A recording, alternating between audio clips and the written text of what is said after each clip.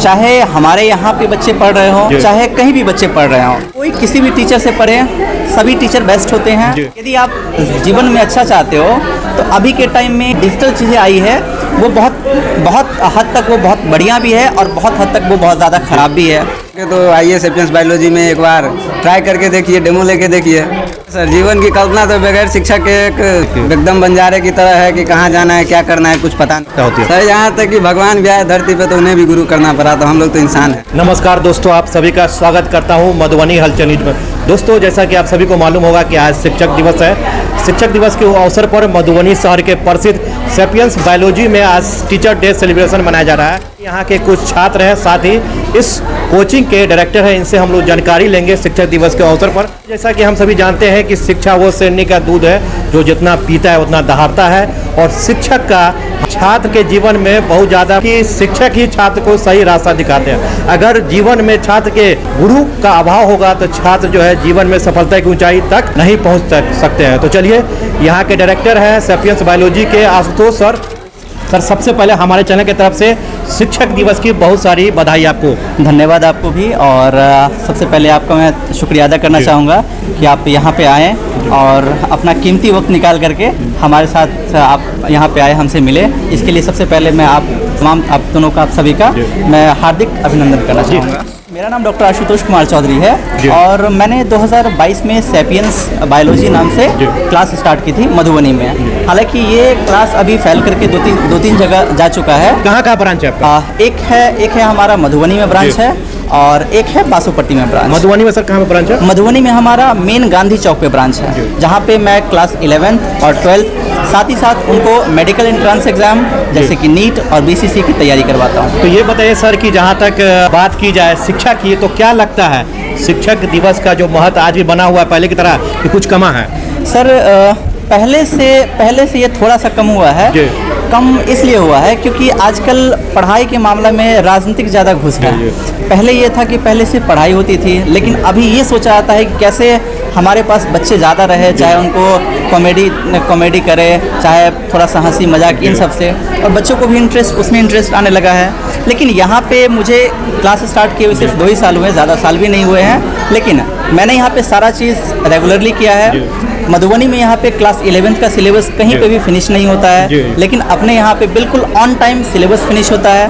Class 12th का syllabus मैं अक्टूबर के लास्ट में फिनिश कर देता हूँ, जिससे कि आगे उनको एग्जाम की तैयारी करवाएं, रिवीजन बैच स्टार्ट करें। अच्छा सर, ये बताइए कि आप जो पढ़ाते हैं कौन से मोड में पढ़ाते हैं, हिंदी मीडियम या इंग्लिश मीडियम? जी, मैं हिंदी और इंग्लिश दोनों ही मीडियम में पढ़ाता हूँ। और अभी जैसा कि आप सभी को पता भी होगा कि अभी 2 साल से बायोलॉजी का पेपर क्लास 12 का थोड़ा सा लेवल ज़्यादा उसका आ रहा है, लेकिन उसमें भी हमारे बच्चों ने बहुत अच्छा परफॉर्म किया है। जिसमें से एक स्टूडेंट ऐसा है जिसका नाम है अभिषेक कुमार, जिसने 92+ लाया है बायोलॉजी में, और यदि ओवरऑल की बात करेंगे तो 450+ मार्क्स वो लाया हुआ है। अरे ये बताइए कि क्या नीट में भी आपके बच्चे क्वालिफाई किए हैं? कितने बच्चे क्वालिफाई किए हैं? सर, नीट में दरअसल हुआ है क्या कि पिछला बार जो हम बैच स्टार्ट किए हुए थे तो क्लास 12th वाले आए हुए थे, लेकिन अभी जो बच्चे आए हैं, मतलब कि सिर्फ क्लास 12th वाले थे, लेकिन अभी जो बच्चे आए हैं तो 11th से आ रहे हैं। तो इस साल वो अपना पहला अटेम्प्ट दिए थे। कुछ स्टूडेंट ऐसे हैं क्योंकि नीट के एग्ज़ाम में सिर्फ बायो से ही नहीं सिलेक्शन होगा, नीट के एग्ज़ाम में फिजिक्स केमिस्ट्री का भी अच्छा होना बहुत ज़्यादा इंपॉर्टेंट है। तो अप्रॉक्स ये कह सकते हैं कि अच्छे मार्क्स को अचीव करने की ओर अग्रसर बढ़ गए हैं, और उम्मीद है कि आपको अगले साल में नीट का रिजल्ट भी मिल जाएगा, जैसे कि इस साल बीसीसी का रिजल्ट मिला है प्रियंका कुमारी के नाम से, जिसका 749 रैंक आया है और उसको डीएमसीएस दरभंगा मिला है। अच्छा, चलिए, शिक्षक दिवस के अवसर पर जितने भी छात्र आपके कोचिंग के हैं या मधुबनी शहर के या और भी देख रहे हैं, उन्हें आप मोटिवेट करने के लिए क्या उन्हें सलाह देंगे?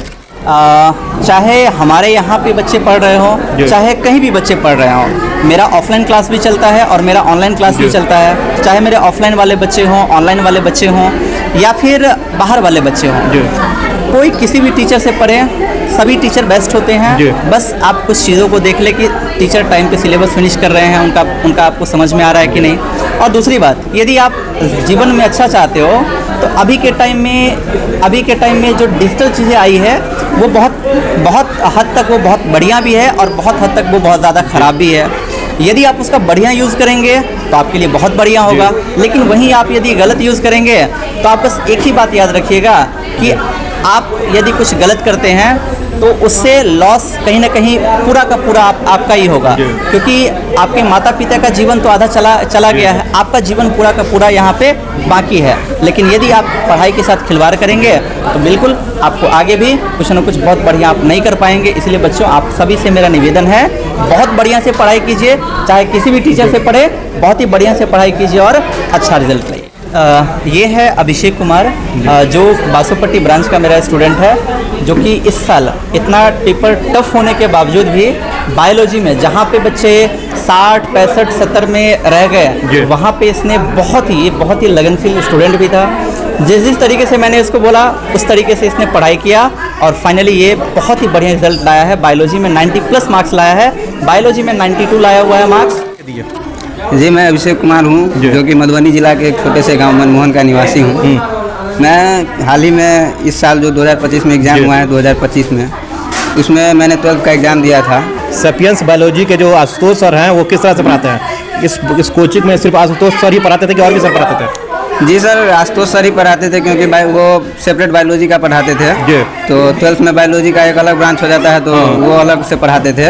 और जो उनका इंटरेक्शन होता था क्लास में स्टूडेंट के साथ, वो काफ़ी अच्छा होता था। एक दोस्त की तरह वो हम उन्हें ट्रीट करते थे। कहीं ना कहीं जो सर जो पढ़ाते थे वो पूरी तरह से समझ में आता था हमको? हाँ, समझ में तो पूरा आता था, और इतना ज़रूर आता था कि हमको ज़्यादा एक्स्ट्रा एफर्ट लगाने की ज़रूरी पड़ती नहीं थी। जो क्लास में पढ़ते थे वही से हो जाता था। हमारे चैनल के माध्यम से दूसरे छात्रों को क्या कहेंगे जो बायोलॉजी लेकर के पढ़ना चाहते हैं? दूसरे छात्रों को यही कहेंगे कि हो सके तो आइए सेपियंस बायोलॉजी में एक बार ट्राई करके देखिए, डेमो लेके देखिए। आज शिक्षक दिवस है, टीचर डे है, क्या लगता है जीवन में छात्रों के शिक्षक की जरूरत है? देखिए सर, जीवन की कल्पना तो बगैर शिक्षक के एक क्या बताए नहीं की जा सकती। एकदम बंजारे की तरह है कि कहाँ जाना है, क्या करना है, कुछ पता नहीं। जीवन में एक शिक्षक ही होता है जो आपको आगे क्या करना है, आगे कैसे क्या करना है, किस मोड़ पे आपको क्या मिलेगा, किससे कैसे संघर्ष करना है, ये सब तो आप एक शिक्षक से ही जान सकते हैं। कहीं ना कहीं जो शिक्षक की जो है जीवन के हर पहलू में आवश्यकता होती है। सर, यहाँ तक कि भगवान भी आए धरती पे तो उन्हें भी गुरु करना पड़ा, तो हम लोग तो इंसान हैं।